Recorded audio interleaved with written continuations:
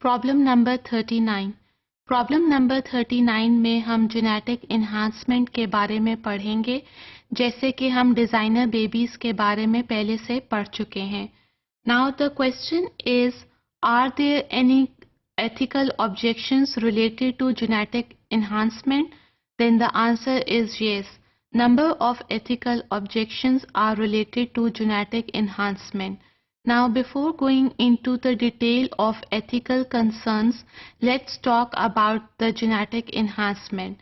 This is actually a process that refers to the transfer of genetic material which is intended to modify the non-pathological human traits. यानी कि genetic material को transfer करके हम human traits को modify कर सकते हैं, और ये वो ह्यूमन ट्रेट्स हैं जिनको हम नॉन पैथोलॉजिकल या नॉर्मल कंसिडर करते हैं, जो कि डिजीज नहीं है. So the term enhancement here is self-explanatory, that it is enhancing the traits of the human beings by the transferring of genetic material. So it is one of the important field or important branch of biotechnology nowadays. Now, why we are thinking about genetic enhancement? The reason is that the efforts deals by genetic enhancement is done to make someone not just well but better than well. Genetic enhancement के ज़रिए हम एक individual को ना सिर्फ खूब बल्कि खूबतर बना सकते हैं. Now how it is possible? It is possible by just optimising the attributes. When I say attribute, it means the characters, the capability of a particular human being. Now, how we can optimize these traits or the physical traits? The first way is to supplement the normal function of the gene. हम supplement कर सकते हैं normal gene function को, ताकि उस gene के function को और इन्हांस किया जा सके. It is possible only by engineering the genes from whom we want to provide the desired enhancement. जिस जीन की हम डिजायर्ड इन्हांसमेंट चाहते हैं, सिर्फ उसको हम जेनेटिकली इंजीनियर करें. जैसे कि डिजाइनर बेबीज में हम इंटेलिजेंस की जीन्स को इन्हांस करना चाहते हैं, then we will touch the gene और modify the gene only dealing with the process of intelligence. Now the first step in gene enhancement is gene insertion. Gene insertion occurs by two ways. In the first way, it affects only single individual, because here the way of gene insertion is by somatic cell modification. So somatic cell modification allow gene insertion to be targeted to a single individual. So here gene insertion will target only the single individual just because of the somatic cell modification. इसके बरक्स अगर target gametes हों, then the gene insertion method is somewhat another way, that here the gene will not affect the individual person, but it can be transferred from one generation to another. So the concept of genetic enhancement is somewhat very interesting in the field of biotechnology, but it keep in mind that it is not a recent work done in the field of biotechnology. Rather, it is done still in 1900s. जब हम बात करते हैं कि genetic enhancement कोई नई technique नहीं है, तो यहाँ पे हम genetic modified drug products की बात करेंगे that has the ability to alter physical traits. यहाँ पे हार्मोन्स की भी एग्जांपल ली जा सकती है, जैसे कि human growth hormones. They can alter the physical trait of any human being, and it is considered to be a genetically modified growth hormone. इसके अलावा बहुत सारे एक्सपेरिमेंट्स एनिमल्स पे परफॉर्म किए गए, ताकि उनके फिजिकल ट्रेट्स को इम्प्रूव किया जा सके, और साइंटिस्ट इन एक्सपेरिमेंट्स में सक्सेसफुल हुए, जैसे कि improvement in the growth rate of the particular animal, then improvement in the muscle mass of the particular experimental animal.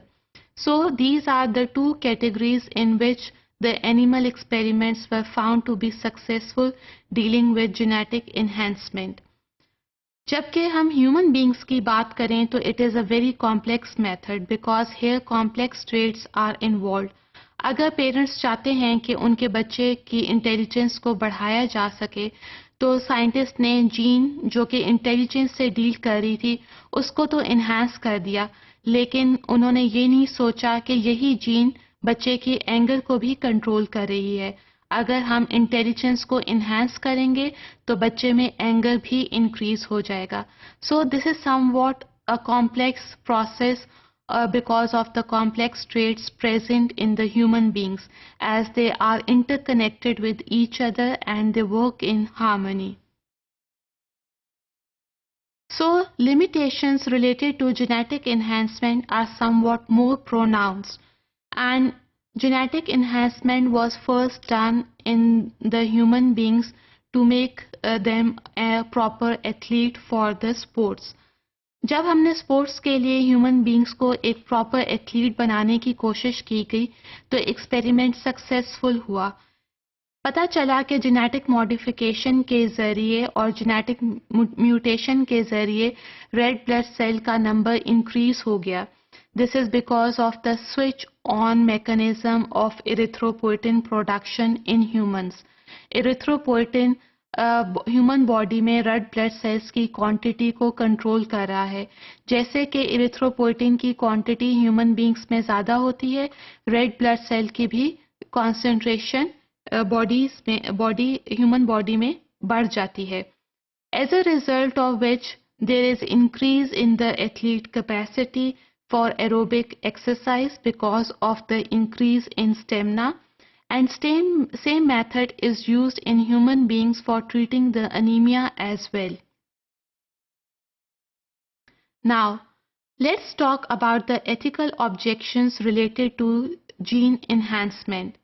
Now, let me tell you that whether the human being who is formed by genetic enhancement, whether he is a normal individual or not, क्या वो normal individual होगा या normal individual से ज़्यादा enhanced qualities capabilities उसमें पाई जाएंगी. इसकी वजह से जीनेटिक इन्हांसमेंट को डिफरेंट नाम दिए गए. कहीं इस पे जेनेटिक इंटरवेंशन का नाम जाहिर होता है और कुछ एक्सपेरिमेंट्स में इसे थेरेपेटिक का नाम दिया जाता है. Now how should the benefit from genetic enhancement be calculated. हमने देखा कि बायोटेक्नोलॉजी का कोई सा भी एक्सपेरिमेंट परफॉर्म कर लें तो जहां उसके बेनिफिट्स हैं वहीं पे उसके रिस्क फैक्टर्स भी इन्वॉल्व हैं. Now in order to calculate the benefits it is possible for the scientist to perform the calculation for the risky factors as well. यहाँ पे कोई आंसर साइंटिस्ट की तरफ से नहीं मिला.